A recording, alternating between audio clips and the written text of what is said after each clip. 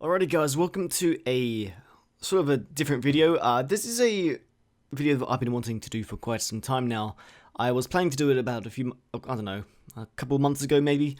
But recently Tailworlds or Mount&Blade they put up this tweet, okay, saying, I'll put up on the screen, I can't exactly word to word at the moment, but it was like something about, let us know what you would like to see in Bannerlord, in Mount&Blade 2 Bannerlord. So, I thought, well, this would be a perfect time to actually make the video I planned out to do all those months ago. So, I've got a list here of 15 things. It was originally 10, but then I realized there was more things that what I thought were pretty cool. So I was like, yeah, fuck it, make it 15. There we go. So, I will go from 1 to 15. Just one before I start. Some of you might not agree with what I've got, and that's completely understandable. Also, some of these things might change the game too much, and so yeah, that's another reason why you might not agree with me, and I completely understand that. And I'm not saying that I want these things. These are things that I think would be cool for it. I'll be happy with whatever they give us, but let's just get started, shall we? So I think number one is just the biggest. The biggest thing that people have been asking for is a multiplayer campaign. So basically a campaign, but just with your friends. You can travel around, have different armies, have different bases. I think that will be a lot of fun. But again, I can understand how tricky that could be if they follow it with the same system. Because example, when you're in a battle, whatever happens on the map sort of pauses, because when you go into a battle and get out the battle, it's exactly how it was before. So if you're with a friend and your friend's having a fight somewhere and you're not, would the map have to pause while he's in battle, or what? Or I don't know, or would you have to join them? That's the only way I could think would work. But again, multiplayer campaign would be a lot of fun. Number two, this is something that not many people think about, but this is something that I love. My favorite thing about Mount&Blade is making my own faction, building my own kingdom. But the only problem is that all my troops look like everyone else's troops. They're troops that I've recruited from somewhere else from a specific team, and they look exactly the same as their troops. So what I would like to see is a sort of a customize your own army. Choose what armor they have, or obviously it won't be the same for every single one, but roughly choose what kind of armor they wear.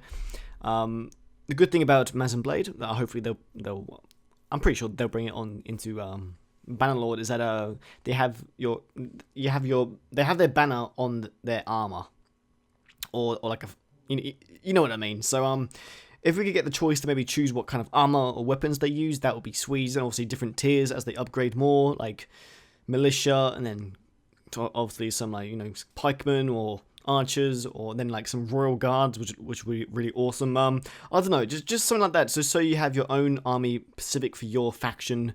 And it obviously can be like an Eastern kind of style. It could be like a Northern, like a Norse kind of look to it, or it could be like I don't know.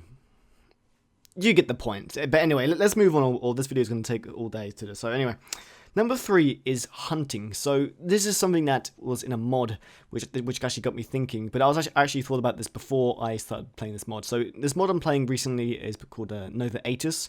And it gives you the ability to go hunting. So you're just walking around the map and you'll see maybe some deers. And basically, it will take you to like basically a battlefield, only you're chasing a modified horse into a deer. And afterwards, you get the meat off them as a reward. And I think that's something that is very realistic. That's something that would happen. And it's a good way to get food for your army as well. So, I don't know. Or even maybe an ability which gives you a hunting up or sneak. So I don't know, we shall see, but I think hunting will be something that will be a lot of fun. Okay, number 4, online game modes. So online is such a big thing with Mount&Blade. It's still so popular on native.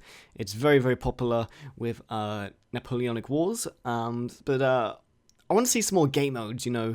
Just the classic. Capture the flags or capture the area, or have multiple teams, like maybe like 3v3v3v3. Some of the game modes that you might be familiar with on Chivalry, Medieval Warfare. Some of those game modes are really fun. I know they sort of have some of these game modes in Mount&Blade already, but it's some of them are not very popular. Basically, what everyone plays is either sieges, free-for-alls, or just deathmatch, or battles. So yeah. Also, something that they did in Napoleonic Wars is commander battles. If we could do like a type of commander battle in Bannerlord, that'd be sweet. So where basically you control a bunch of bots Example, so you control maybe 15. So each person has their own bunch of 15 men or 20 men. It depends what the server, how many men the server lets you have. That will be a lot of fun. Just have those big battles, and yeah. So that's number 4.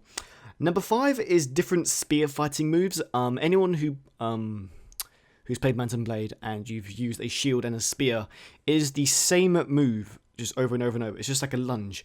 If we could do like an overhead lunge or like an under sweep thing, or I don't know, because it's kind of pointless sometimes. I know some people would still use it, but it's the easiest thing to block because it's the same thing. So basically, if you just hold down your right mouse button down, that's all you need to do to block that thing.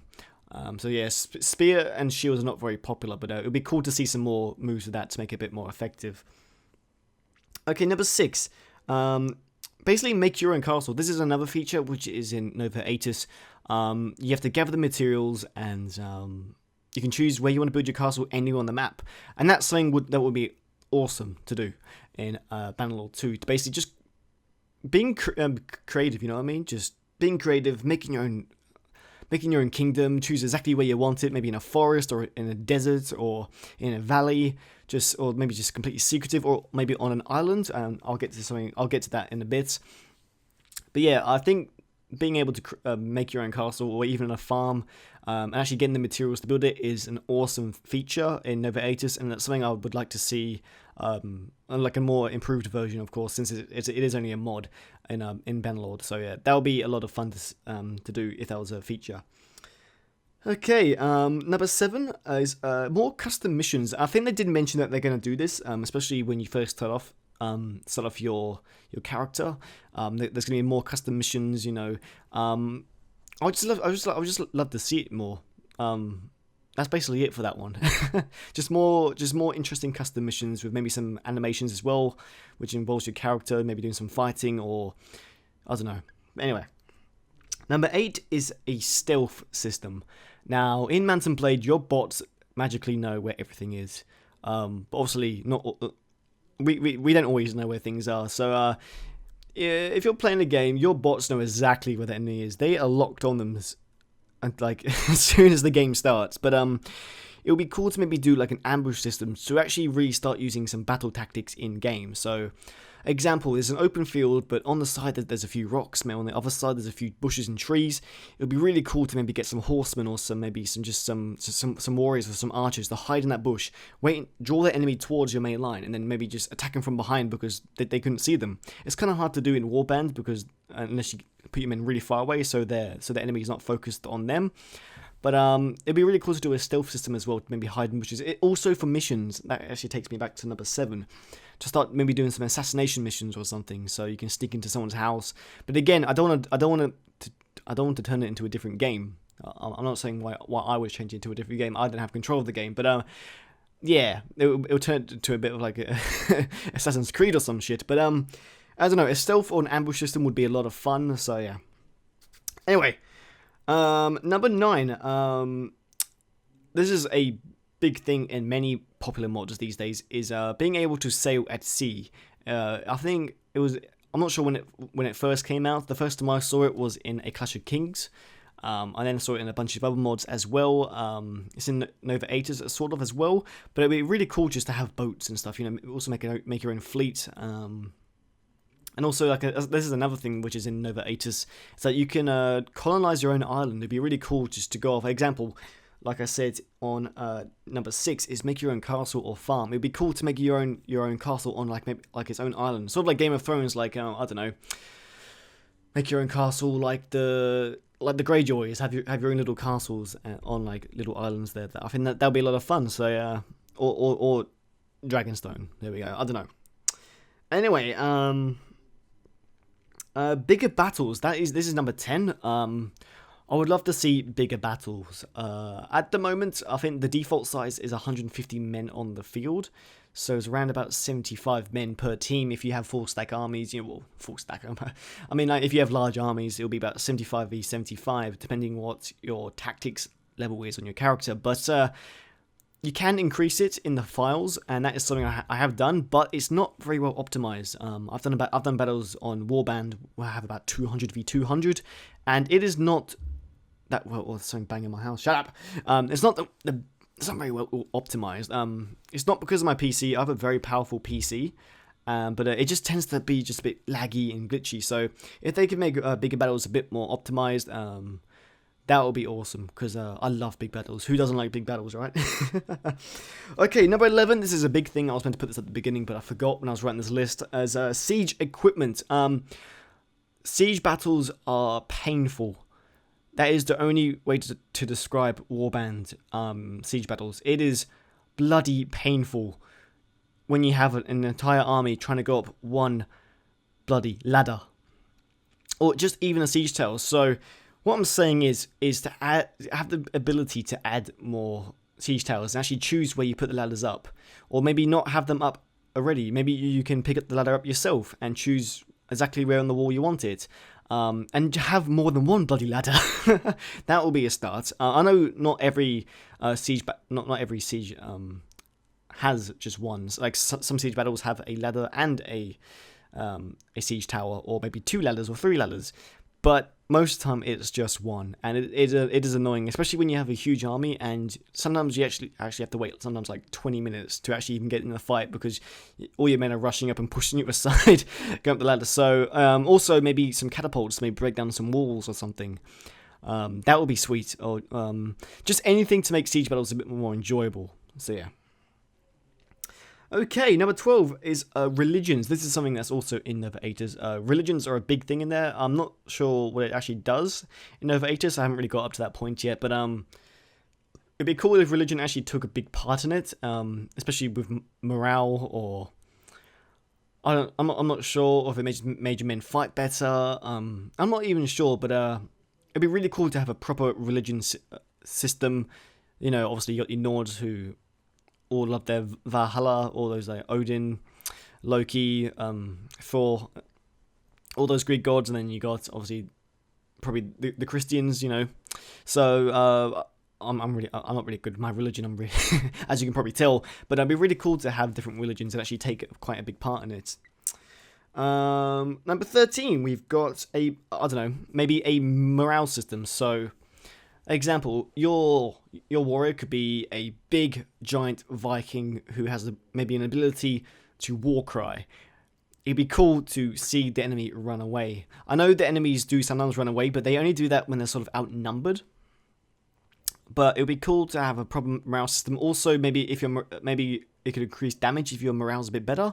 If you're near your troops, they'll fight better, or maybe they'll shout like, "Yeah, that's my leader, that's my man." But I don't know. Maybe a really cool morale system that would be sweet, especially in battles. Okay, number 14 is crafting. I don't want to turn this into Minecraft. Welcome back, guys, to Mount&Blade 2 Bannerlord. Who left my fucking door open? Today we're gonna make a bench. So let's put some wood together. Look, as you can see, we have crafted a bench. Yes. Now let's make a stick. Oh, look at that. Is that easy? Oh, let's make a sword. Fuck yeah, that was sword. But it'd be really cool to be able to craft some stuff. Just the simple things. Maybe just some armor, or just I don't know. Crafting in general. Crafting's always fun in games. It's always fun making stuff. Getting the materials, making stuff, using the materials. Yeah, I think that'll be a lot of fun. So if there's any type of crafting system without making it feel like Minecraft, I think that'll be sweet as well. And number 15, this is my biggest one for me personally, because this is my favorite kind of weapon, dual swords. Now, some of you are like, dual swords in Mount&Blade, how would that work? Because obviously right click is block and left click is attack. I don't know, but make it happen. I love dual swords. It doesn't matter what game it is. If there's a dual sword option, I will go dual swords. I love the feeling of dual swords. I don't know why. Don't ask me why, but dual swords are awesome, especially in Spartacus. If anyone's watched Spartacus, seeing like Gannicus and Spartacus and all them lot have 2 swords, it is the coolest fucking thing you'll ever see. Obviously, we'll have its downsides. You wouldn't be able to block arrows, maybe, unless you're really, really skilled.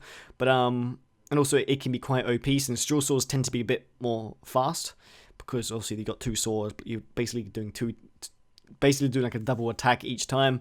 I can definitely see how annoying that could be on multiplayer if you have someone just dual swords just thrashing everyone. But like I said before, vulnerable to arrows, so there you go. But I don't know, dual swords is something I would love to see. So yeah, guys, those are my 15 things. Now, again, like I said, you may not agree with me, but I think these are just some cool things. So, and before I end this, I want you to drop a comment down on what you would like to see. I don't care how long the comment is. It could be 15 parts like me. It could be 100 parts. Drop a comment down. I would love to see what you see.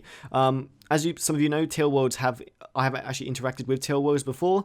I tweet them sometimes, so you never know if they might see this video and they might see your comment. So it would be very important to drop down your comments. You never know what could happen. So thank you guys for watching, and I'll catch you next time for some more Mount&Blade 2 information whenever it comes out.